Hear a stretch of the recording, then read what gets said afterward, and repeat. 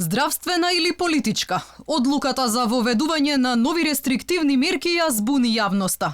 Министерот за здравство Филипче пред 2 дена тврдеше дека вирусот бил толку многу раширен што немало ефект од нови рестрикции.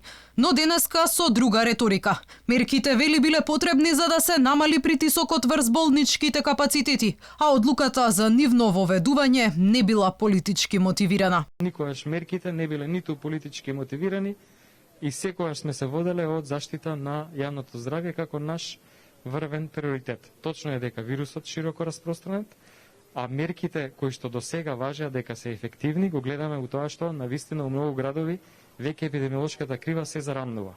Во оваква ситуација кога имаме преоптеретени болници, дополнително комплицирање на ситуацијата кој што очекуваме да се случи за време на празниците, доколку не се почитуваат мерките како што тоа беше случај лани, ние нема да може да издржиме. Граѓаните се револтирани, реагираат оти мерките не се добро димензионирани бидејќи од една страна се ограничува движењето за да се спречи така наречено групирање на младите.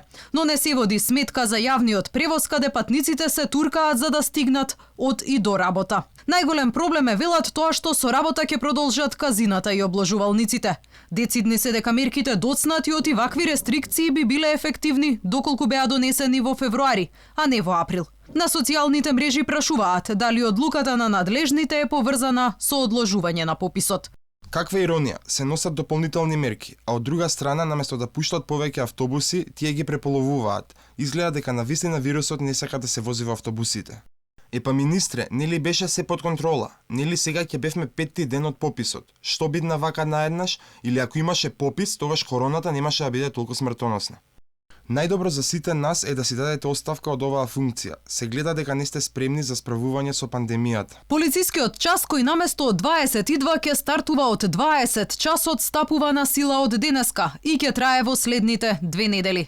Од утре пак клуч на врата ставаат сите угостителски објекти, кафеани и кафе-барови, односно ќе можат да работат само тие за достава на храна и пијалок или пак тие што ќе обезбедат подигнување на храна преку така наречен шалтерски систем.